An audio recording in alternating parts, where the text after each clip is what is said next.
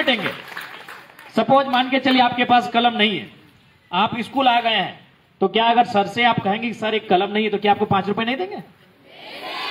ये आपके अभिभावक हैं, ये आपके बड़े भाई के समान है। अगर महिला शिक्षक है तो आपकी बहन के समान है। आप इनसे पढ़ाई के अलावे सहयोग के साथ आगे बढ़िएगा।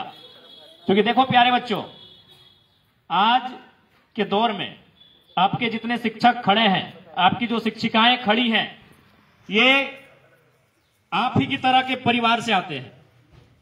इनसे पूछिएगा कि मैडम बताइए 10 साल पहले आपका परिवार कैसा था, जैसा आपका है हमारा है। सर से पूछिएगा कि 10 साल 15 साल पहले जब आप शिक्षक नहीं बने थे तो कैसा था, आपकी माँ क्या करती थी, आपके पिता कैसे आपको पढ़ाए हैं। वही कहानी बताएंगे जो आपके माता पिता भी आपके साथ कर रहे हैं, बताएंगे ना। तो इसलिए एक बात हमेशा याद रखिएगा, ये जो जीवन आपको मिला है और जो मेहनत आप आज अब करने के लिए यहां तक आए हैं, ये जीवन केवल आपका नहीं है। ठीक है ना, गौर लगे, अब बातचीत करवे तोरों से। ये जीवन केवल आपका नहीं है प्यारे बच्चों, है क्या बाबू लोग? ये जीवन केवल आपका नहीं है। यदि आपको लगता है ये जीवन केवल आपका है, तो आप एक काम कीजिए, अपनी मां को फोन कीजिए, माता जी को, और बोलिए मां हम थोड़ा सा स्कूल में चलते चलते गिर गए हैं, पांव में चोट लग गया है। परेशान होगी कि नहीं होगी? परेशान होगी। भाई को फोन लगाइए, तुरंत अपने दोस्तों को फोन करेंगे कि हमको कुछ रुपए की जरूरत है, मेरी बहन को मेरे भाई को चोट लगा है। होंगे कि नहीं परेशान? तो इसका मतलब ये हुआ कि आपका जीवन केवल आपका नहीं है। जब ये जीवन आपका नहीं है, तो उम्मीदें जो आप ये बस्ते में जो बोझ है ना, इससे कई ज्यादा गुना बोझ आपको अपने परिवार का उठाना है। और आप वजन कौन उठाता है? जो सशक्त होता है। अब सवाल है कि सशक्त कैसा होना? शरीर से ही नहीं, मानसिक रूप से भी। जब आप अपने आप को मानसिक रूप से, शारीरिक रूप से सशक्त बनाते हुए अपने लक्ष्य को जब प्राप्त करेंगे, तो इस बस्ते से बड़ा बोझ उठाएंगे कि नहीं उठाएंगे? अपने परिवार का उठाएंगे ना। इसलिए आपके साथ साथ आपके माता पिता की उम्मीदें जुड़ी हैं। और बहुत हमको तो लगता है अधिकांश जो हमारे बच्चे हैं, हमारे जो छोटे छोटे, आप पता कीजिएगा, आपकी माता शायद कभी सपना देखी होगी कि हम शिक्षक बने, हम वकील बने, हम डॉक्टर बने, लेकिन उनके परिवार की स्थिति ठीक नहीं होने के कारण उस सपने को उन्होंने वहां छोड़ दिया। लेकिन आज भी वो सपना वो जिंदा रखी है, और उस सपने को आपके माध्यम से होते हुए देखना चाहते हैं। उस सपने को आपके माध्यम से होते हुए देखना चाहते हैं। इस बात को याद रखिएगा। इसलिए आप मन लगा के पढ़िएगा, क्योंकि ये पढ़ाई हमारी पूंजी है, ये शिक्षा हमारी पूंजी है। अच्छा सपोज दैट थोड़ा देर के लिए हम मानते हैं कि चलिए हम मैट्रिक अच्छा नहीं करते हैं, इंटर अच्छा नहीं करते हैं, कॉलेज की पढ़ाई अच्छा नहीं करते हैं, तो कितने माता पिता ऐसे हैं जो आपको बिना पढ़े किसी बड़े शहर में आपको घर बना के दे देंगे, बड़े शहर में आपको आप किसी तरह का रोजगार या कारोबार बना के दे देंगे। संभव है। हम एक मिडिल क्लास फैमिली से आते हैं, ये शिक्षा ही हमारी पूंजी है। हम अगर शिक्षित होंगे तो हमारा कल बेहतर होगा, होगा कि नहीं? इसलिए इस बात को कतई नहीं भूलिएगा। हालांकि अभी जिस उम्र में आप हैं, आपको बहुत सारी चीजें आएंगी जो आपको रास्ते से हटाएंगी आपके ध्यान को। जैसे आप स्कूल के लिए आए तो आप देख रहे हैं कि कुछ बच्चे खेल रहे हैं, आपको भी मन करे चलो यार खेल लेते हैं। कुछ कदम आगे बढ़े तो देखा कोई चाय के कोई दुकान पे बैठा है, पकौड़ी खा रहा है, सिंगाड़ा खा रहा है, आपको कभी मन किया यार कहाँ स्कूल चल रहे हैं, चलो आज यही हम भी करते हैं। तो ऐसी बहुत सारी चीजें जब आप घर से स्कूल के लिए आओगे तो रास्ते में आपको दिखेंगी, दिखती है ना। लेकिन आप उन चीजों को हटा देते हैं, क्योंकि आपको भी मालूम है कि आज अगर वहां जाएंगे तो हम बेहतर बन के आएंगे। आप उन चीजों को भुला देते हैं कि क्या हो रहा है रास्ते में हमारे साथ मालूम नहीं है, लेकिन हमें स्कूल तक जाना है और बेहतर करना है। इसलिए आज मेहनत कीजिए। मेहनत इसलिए आज आपको करना है ताकि आपका कल का जो सवेरा आएगा वो बहुत सुंदर होगा और प्रकाश से सुसज्जित होगा। आज कभी कभी आपको लगता होगा यार क्या हो रहा है हमारे साथ, वही क्लासरूम, वही ब्लैक बोर्ड, वही सर लोग, वही पेड़, आपको लगता होगा। लग रहा है ना? थोड़ा लग रहा है यार ये तो बोरिंग टाइप का हो रहा है, ऐसा लग रहा है ना? आज इस एक समय बड़े नामी एक चैंपियन थे मोहम्मद अली करके, एक बहुत बड़े मुक्केबाज थे। वो एक लाइन कहते थे कि भैया आज भुगत लो, ये जो आपके साथ हो रहा है ये भुगत ही रहे ना, कि आज अगर भुगत लो कल हम चैंपियन हैं। यदि आज आपने भुगत लिया तो कल के आप चैंपियन हैं। आज अगर भाग गए हैं तो कल के आप लूजर हैं, है कि नहीं? इसलिए आज भुगत लीजिए। आज आपके सर ने भुगता होगा तो आज टीचर हैं, है कि नहीं? सरकारी टीचर हैं। आज आपकी देखिए बड़ी बहन ने भुगता होगा तो आज देखिए मैडम है ना? अरे आज हम भी भुगते हैं तो आपके एमएलए है ना? तो भुगत लीजिए। देखिए दो पुलिस वाले भैया लोग भी हैं, भुगते हैं ना? अच्छा पूछे तो इनसे कि क्या सुबह 4 बजे उठ के दौड़ने जाते थे कि नहीं? जाते थे कि नहीं?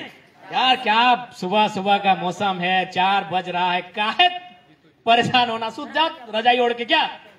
लेकिन इन्होंने रजाई को त्यागा, 4 बजे उठे, ग्राउंड में गए, खूब भागे, पूरा दौड़े, जंगल में, पर्वत में, पहाड़ में, पुलिस बन गए। सपना था पुलिस बनना, पूरा हुआ कि नहीं? आपके शिक्षक। तो प्यारे बच्चों आज भुगत लो, कल के आप चैंपियन हो। अभी आपको तय करना है कि आपको चैंपियन बनना है कि नहीं बनना है। कितने लोग हैं जो चैंपियन बनना चाहते हैं? सब नहीं चाहते हैं, सब चाह रहे हैं चैंपियन बनना।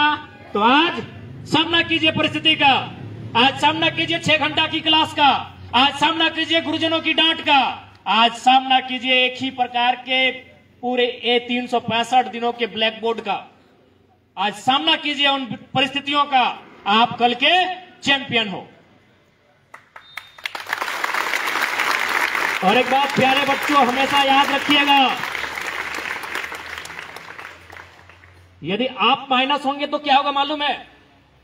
यदि आप बैक होंगे तो क्या होगा मालूम है? आपका परिवार 20 साल 25 साल बैक होगा ना? क्योंकि नया जनरेशन कब आएगा? जब आप बड़े होंगे और आपके बच्चे होंगे। तो कितना अंतर होगा? 20-25 साल का। यदि आप आज किसी तरह भाग जाते हैं प्यारे बच्चों, यदि आज परिस्थितियों का आप सामना नहीं करते हैं, आज यदि आप अपनी पढ़ाई में मन नहीं लगाते हैं और परिणाम आपके पक्ष में नहीं आता है प्यारे बच्चों, तो याद रखिएगा आप 25 साल आपका परिवार पीछे चला जाएगा। क्या आप ऐसा चाहते हैं? चाहते हैं कि आपका परिवार 20 साल 25 साल पीछे जाए? इसलिए आज आपको मेहनत करना है, इसलिए आज आपको संघर्ष करना है कि आपके परिवार को 20 साल 25 साल पीछे नहीं जाना। क्योंकि आप केवल अब अपने लिए नहीं है, आपके कंधों पर बहुत बड़ी जिम्मेवारी है ना? अभी आप घर जाएंगे, जाके देखेंगे, आप देखिए सुंदर सुंदर कपड़ों के साथ यहां आए हैं, आपके पांव में अच्छे अच्छे जूते हैं, एवलॉन वाला जूता।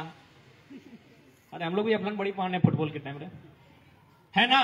लेकिन जाके देखिए माता पिता को 2 सालों से नहीं लिए होंगे, 1.5 सालों से नया कपड़ा नहीं लिया होंगे, क्योंकि वो उनको मालूम है कि फ्यूचर आप पे सारी चीजों को उन्होंने लगा दिया है। तो अब आपको भी बदले में कुछ देना है ना?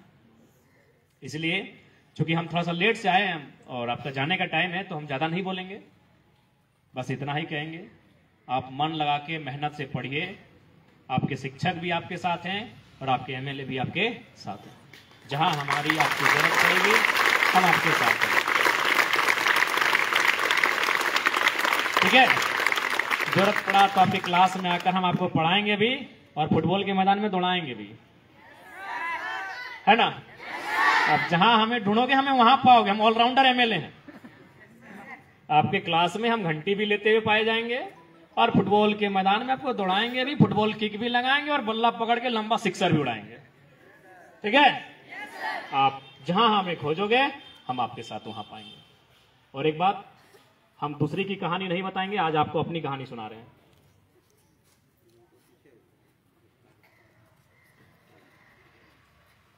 आप हमें तो जानते हैं, लेकिन हम कैसे परिवार से आते हैं क्या जानते हैं? बिल्कुल आपके जैसे, कोई ज्यादा अलग नहीं है क्या? देखो ना, ऐसे पहले कहीं भी देखिए एमएलए जाते हैं तो टेनिस पहनते हैं, ऊपर से वो बंडी ना, बंडी कोट क्या बोलते हैं, लेकिन हम टी शर्ट में आए। हमारा परिवार भी आपकी तरह है बच्चों। हमारी भी दादी, क्योंकि अब तो धान कटने लगा है, जब धान कटाने थे तो घास था, घास काट के लाती थी, बकरियों को खिलाती थी।